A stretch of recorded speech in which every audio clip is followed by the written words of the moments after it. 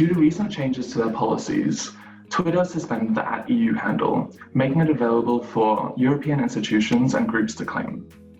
But the question arises, who should run the account and how should they use it to represent the almost 500 million citizens in the EU? Last week, ECW conducted a poll on Twitter asking just that.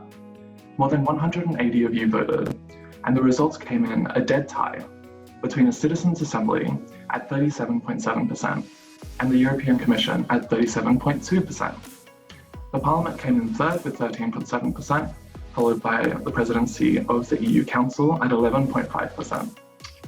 Today, to discuss these results and to generally talk about EU social media, we have the bubble's most gregarious social influencers. Firstly, we have journalist, moderator, and host of Euractiv's Tweets of the Week, Jen Baker. Hello, Jen. Good morning. Good to have you. And with Jen, we have digital consultant and the former head of the social media sector at the European Commission, Pablo Perez. Hello, Pablo. Hello, Lawrence. Hello, Jen. Hi. Great to have you both, and thanks for joining. So maybe let's kick off with you, Pablo. How do you interpret these results? So it was a near tie between the European Commission and a Citizens' Assembly. What do you think that means? Well, I think the results speak by itself. The way I interpret these results are basically that people are a little bit already, full of institutional accounts. They don't need to add one more there. And then there is quite a difference between those who answer that they would prefer to see the Commission dealing with that account rather than other institutions. And I take that as a praise for the EU activity, the Commission activity on social media through the years. So, but the main message that I get from there is enough of institutional accounts. We want something else, something different, something even more real. A little bit of a side compliment to yourself there. I appreciate it. But Jen, if not an institutional account, then what would it be, do you think? I think you had a really great idea in the comments. How do you think it should be run, Jen? Well, I think my idea, I would interpret it as a very slight win for the public over the Commission, because I think, as Pablo said, there are a lot of Commission accounts already. What I think would be great is something along the lines of the @Ireland or @Sweden account. Now, I'm a little bit biased because a couple of years ago, I was the holder of the @Ireland account for 1 week, because this is how they do it. They rotate it between a different citizen every week. It doesn't have to necessarily be a citizen. In fact, the Ireland account, it's residents and citizens, and it had some, some weeks it's just somebody telling you little bits and pieces about their life. It's very low key.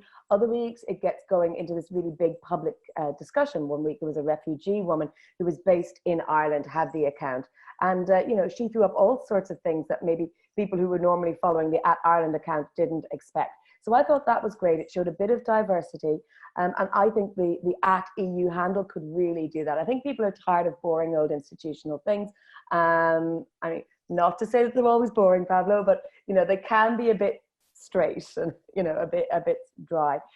So I think handing it to a different person every week would be great. Of course, you need someone to manage that, and I have a few ideas on that as well.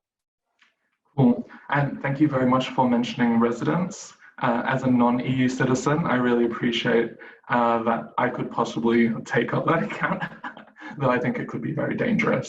But Pablo, to build on Jen's point, how do you think institutional communications can better tell the stories of citizens? How can the EU generally elevate the voices of citizens and residents through social media?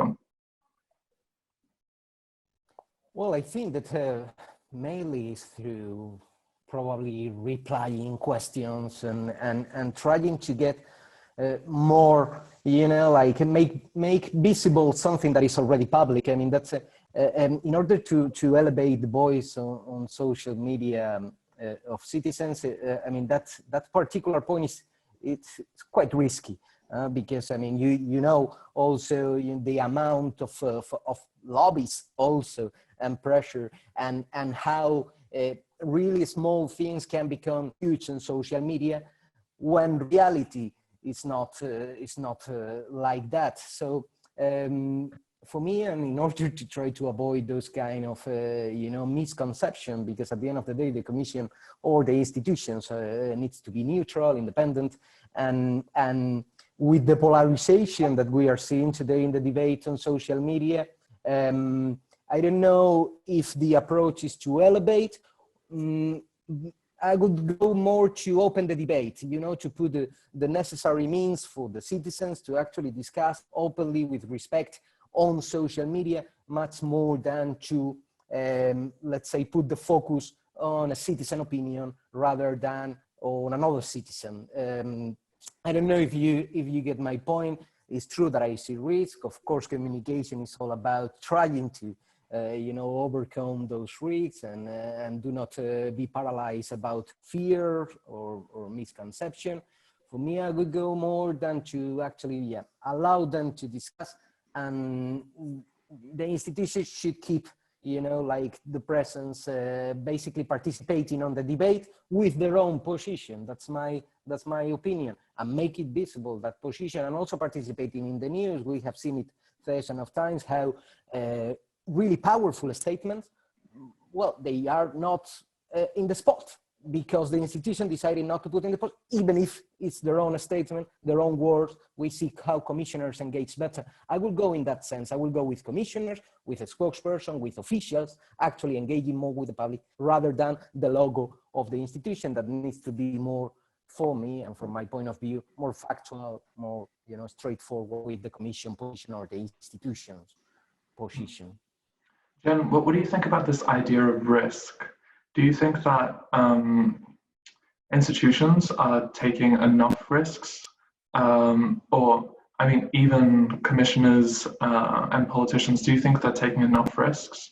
And how could they be more interesting and push it a little bit further, do you think?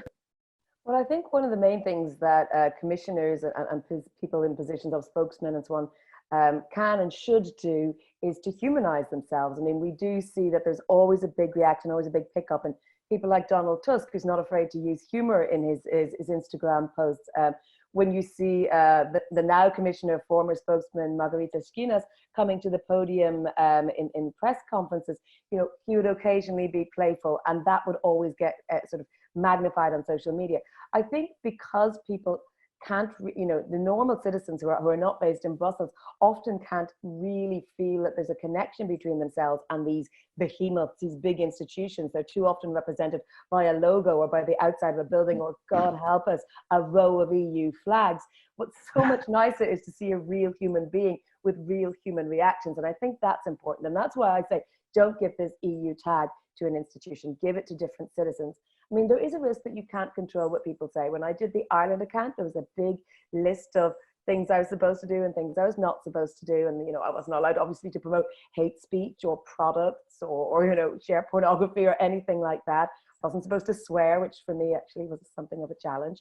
And so but they also gave us recommendations that, this is a good time to send your first tweet of the morning. Here's a good way to develop a theme for the day. And I mean, there was a lot of this that was relying on good faith. But any action against, if I'd done something wrong with the account or if I'd misused the account, would have been retroactive, unfortunately. But I think that's a matter of trust, and you build trust with people. If you want to make it fair, you have it by a lottery. You have an independent NGO or perhaps an organization, a grassroots organization that kind of handles what is really an admin side of this sort of handle. I mean, we're putting a lot of focus on it because it's at EU, but in reality, it's just one handle out of millions of Twitter handles. And it would be nice to see it used to promote engagement. If it ends up doing that, wonderful. If it doesn't, then I think there are other channels, and those other channels are commissioners that are not afraid to be personal and speak their mind. I think at lower levels, people are a little bit more afraid because they think they're going to get in trouble with their boss. So it would be nice to see that sort of freedom to speak openly, to be transparent, to admit mistakes, and to also just, be funny and human would be nice to see. So maybe just to wrap up, what's maybe one piece of advice you would give to social media managers running EU accounts, whether that's institutional or a politician's account? the European Union is a whole lot more than the European institutions and the laws that bind us. It's also the culture, it's also the geography, it's also all our shared humanity. And I think that we're focusing on this. Obviously, we're in Brussels, we talk about policy, we talk about legislation, but you know, that doesn't necessarily affect everyone in their everyday lives, and they sometimes don't care about it. You think you need to look at a macro level and just say, what, you know, what do we all bring together as Europeans that is, you know, maybe cultural and societal. And I think the internet and the social media space is great, that we have this sort of a commons like we used to have many years ago, a place just for sharing ideas, sharing experiences. And I think we should look at it in that way. It's not always necessarily about getting a policy change or a bit of legislation on the books or lobbying. Sometimes people just want to talk to other people and kind of cut the EU institutions out of the loop, and there's nothing wrong with that. So that's why I'm focusing back on this EU handle that I think might create a, if you like, a European culture quite separately from all the legal institutions, which I think would be great.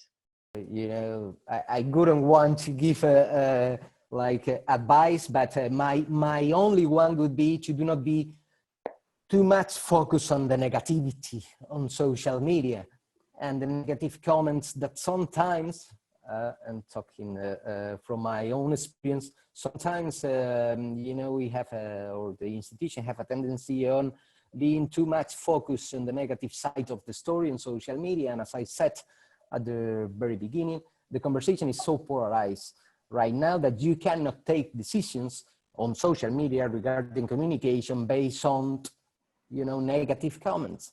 And sometimes it has happened, and sometimes it's still happened. There is a, you know, this fear of, oh, I don't want to enter into this conversation, even if all my information is public, just because it's going to, you know, put me in the focus, and I will receive some phone calls, and then I will have to, you know, give some kind of explanation. Communication is all about taking risk. And, you know, when you take risks, of course, you're going to have people that support you and others that are, you know, totally against what you say. It is okay. This is okay. Looks like you won yourself another supporter, Jen. So let's see how we can make this happen. All right, thank you both for a very riveting conversation, and thanks for your time today. Thank you.